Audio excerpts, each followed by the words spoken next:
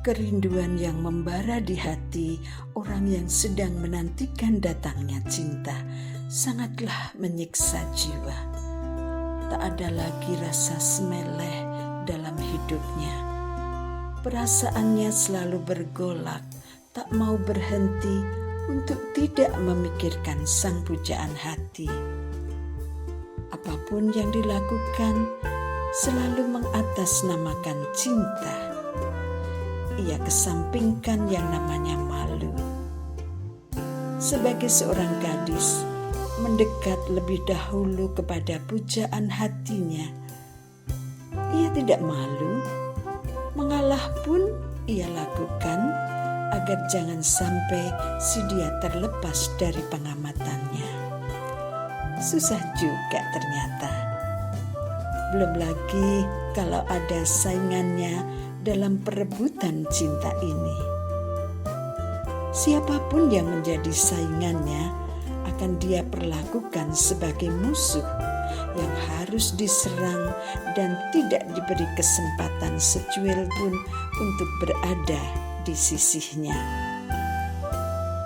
Seketat apapun perjuangan yang melelahkan itu akan terbayar sudah ketika yang dicintainya menebarkan senyum, melempar pandangannya yang penuh kasih, apalagi sampai meletup ucapan sayang dari bibirnya.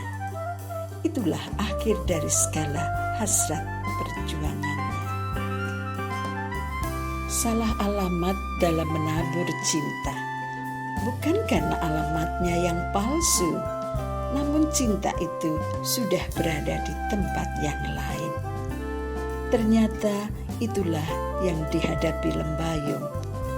Sang Arjuna yang dikasihi ternyata melabuhkan cintanya kepada kakak Lembayung. Apakah mungkin ia akan saling berebut satu cinta dengan kakaknya? Gak mau. Lebih baik mengalah. Untungnya kakaknya tidak membalas cinta sang pujaan hatinya. Kakaknya sudah melabuhkan cintanya di dermaga hati seorang pemuda yang lain. Tapi cinta bukanlah sebatang rokok yang dengan mudah dipindah tangankan. Cinta adalah mahkota hati yang paling indah, yang tertanam dengan taburan kasih sayang, bukan barang rombengan. Sebelum mendengarkan Cerbung Bersuara ini, bantu kami dengan memberi like, komen, dan menge-share video kami kemanapun Anda suka. Dan hanya bagi Anda yang belum pernah subscribe di channel ini, tekan tombol subscribe-nya ya. Thank you. Setelah menitipkan surat cinta untuk Menur lewat Lembayung, hati Tiran deg-degan terus. Ia khawatir cintanya bakal ditolak. Sudah lama ia memendam cintanya untuk Menur, teman sekolahnya waktu di SMA itu. Makin lama dipendam, malah makin tumbuh menggurita dalam dadanya. Tak sedetik pun Tiran tidak memikirkan Menur, gadis pujaannya itu. Senyumnya, genitnya, mata bulatnya, bibir tipisnya, dan rambut sebahunya yang lurus hitam pekat. Semuanya menarik perhatian Tiran. Ketika masih teman satu sekolah, Tiran dan Menur sering mengerjakan tugas sekolah bersama. Ketika Tiran duduk di samping Menur untuk menjelaskan cara mengerjakan tugasnya itu, jantung Tiran berpacu dengan cepat. Apalagi jika tanpa sengaja lengan mereka bersinggungan. Bolpoin yang dipegang Tiran bisa-bisa lepas. Bau keringat Menur yang tanpa sengaja terhirup oleh Tiran saking dekatnya tubuh mereka menumbuhkan khayalan tersendiri bagi Tiran. Setidaknya bau tubuh Menur yang khas bagi seorang gadis desa yang tidak pernah memakai wewangian tubuh itu sudah terekam di benak Tiran dan tak mungkin bisa terlupakan. Gadis desa yang tahu menjaga kebersihan tubuhnya bukan dengan wewangian yang terbuat dari bahan kimia, tapi dari bahan-bahan alami yang tumbuh di sekitar rumahnya.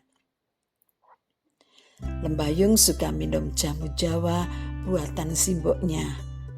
Kunir asem diminum secara rutin. Perasan daun sirih yang dicampur bahan-bahan ramuan lainnya akan menumbuhkan bau keringat yang harum alami. Belum lagi makanan yang masuk di perut.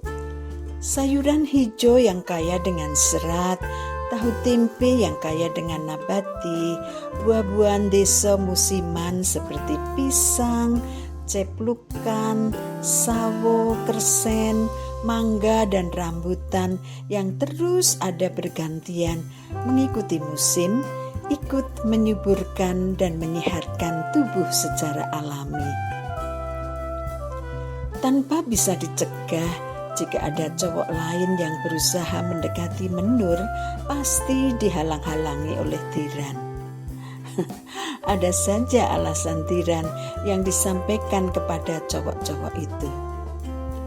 Jangan gitulah sama Menur, berteman sajalah kalau sama dia itu. Menur itu belum memikirkan pacar, ia masih ingin sekolah dan mencapai cita-cita. Ingin bekerja dulu, setelah sukses baru dia memikirkan pacar. Para cowok itu manut saja sama Tiran, karena Tiran memang disegani. Ia dianggap sebagai ketuanya. Tiran sering membimbing mereka dalam pelajaran, tempat untuk bertanya. Mau tidak mau, mereka sungkan padanya. Malam itu, udara sangat dingin menggigit tulang. Maklum, sedang musim dingin, musim berdiding, kata orang desa. Musim hujan biasanya dibarengi dengan hawa dingin. Tiran berada di balik selimut tebal, mencoba tidur. Badannya terasa capek sekali. Hari ini ia bekerja di sawah agak ngoyo. Sayangnya, pikiran dan hatinya tidak sinkron. Ia masih membayangkan nasib surat cintanya untuk Menur. Inginnya Tiran bisa tidur pulas supaya tahu-tahu sudah pagi. Lalu ia akan berangkat ke sawah dan tak lama kemudian Menur akan lewat. Tiran berharap ia akan menerima balasan surat dari Menur. Tiran mengambil obat gosok, lalu ia gosokkan ke seluruh kaki, terutama telapak kakinya. Sambil ia pijat-pijat supaya darahnya mengalir dengan lancar dan pegal-pegalnya hilang, terus bisa tidur. Begitu maunya. Tidak lupa Tiran juga menggosok leher dan bahunya. Sebentar kemudian terasa enak. Badannya lebih enteng, tetapi hawanya menjadi panas. Keringatnya keluar. Tiran melempar selimutnya ke samping dan mencoba tidur. Kedua matanya terpejam, namun angannya mengembara sampai ke rumah Menur. Ia ingin berjumpa dengan kekasihnya itu. Namun yang ingin ia jumpai masih tidur lelap. Rumahnya masih terkunci rapat. Akhirnya dalam kelelahan, Diran terbuai dalam mimpi, tidur lelap. Sambil bekerja di sawah yang saat itu masanya menyemprot tanaman padi dengan pupuk, berkali-kali Diran melihat jam. Jarum jam tangannya dirasakan berputar sangat lambat, hingga berkali-kali Diran mengira jamnya mati. Ia lepas, lalu ia ketok-ketokan di pergelangan tangan kirinya. Ternyata jam tangannya baik-baik saja. Diran saja yang gak sabar. Begitu jarum jamnya menunjuk jam 7:15, Diran berhenti bekerja. Ia tinggal pupuk dan peralatan semprotnya. Ia menuju ke galengan tepi sawah yang berbatasan dengan jalan besar desa. Diran duduk di atas galengan. Kebetulan di pinggir jalan itu tumbuh pohon sengon yang lumayan tinggi. Daunnya cukup rindang, lumayan untuk berteduh. Diran sengaja menunggu Menur lewat. Ia harus mendapat jawaban atas cintanya. Diran sudah siap dengan segala risiko. Ditolak pun ia sudah siap. Tepat sekali perkiraan Diran. Jam 7:30 kurang 2 menit, Menur muncul dari balik desa memasuki area bulak sawah. Menur mengendarai motor cukup lambat, tidak ngebut. Melihat Menur dari kejauhan, Diran langsung berdiri. Ia menghadang Menur dengan berdiri di pinggir jalan. Menur memperlambat kecepatan laju motornya. Ia memang sengaja ingin menemui Diran. Menur menghentikan motornya tepat di depan Diran. Ia tidak turun dari motornya, hanya mematikan mesinnya saja. Tanpa babi bu, Menur langsung menyemprot Diran dengan kata-kata, "Kang Diran, kamu tuh apa-apaan sih? Pakai kirim surat cinta segala? Teganya kamu menodai persahabatan kita dengan cinta gombalmu itu. Aku jadi gak enak lagi loh kalau ketemu sama kamu. Sungkan, males." Kata-kata Menur yang keluar dari mulutnya nerocos gak ada komanya, apalagi titik. Menur gak memberi kesempatan pada Diran untuk menyanggah atau menjelaskan. Kata-katanya meluncur bagaikan rudal yang sedang memberondong musuh. Seperti mobil yang blong remnya. Diran hanya melongo, tak bisa berbuat apa-apa. "Kang, aku tuh sudah punya pacar. Apa kamu gak tahu? Bahkan sebentar lagi aku mau menikah. Kamu tahu gak calon suamiku? Anggara, Kang. Anaknya Juragan Haryadi. Kalau aku cinta sama kamu, pastinya sudah dulu-dulu aku memberi tanda-tanda ketertarikan, Kang." Diran mengingat-ingat nama yang baru saja disebut Menur, Anggara, anaknya Juragan Haryadi. Bukankah dia itu playboy? Menur mau menikah dengan sang Don Juan.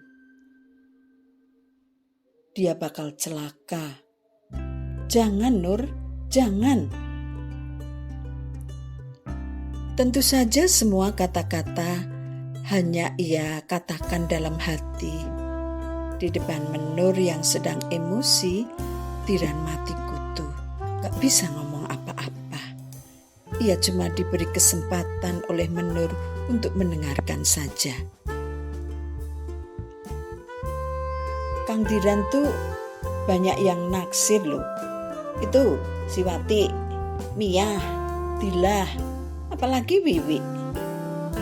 Wiwi itu naksir berat loh sama kamu, Kang. Kok kamu malah nembak yang sudah punya calon? Salah alamat kamu, Kang. Sudah gitu ya, Kang Dirang.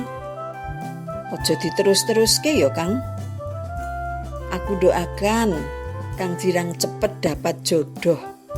Wis, aku mangkat nyambut gawe, Kang. Dadah, Kang Diran. Diran hanya melongo.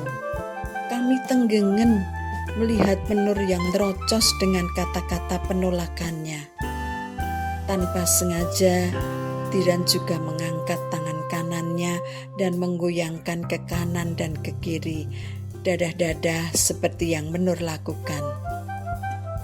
Menur lalu menstarter motornya dan makwus pergi menjauh, meninggalkan asap knalpot hitam yang sempat dihirup Diran.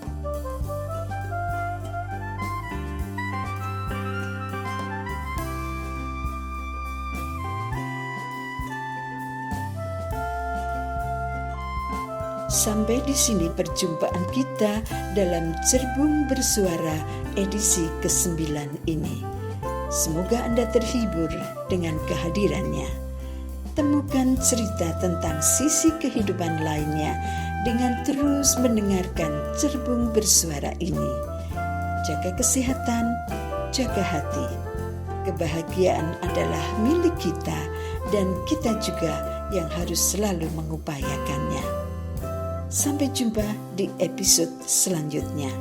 Tetap sehat dan semangat. Tuhan memberkati.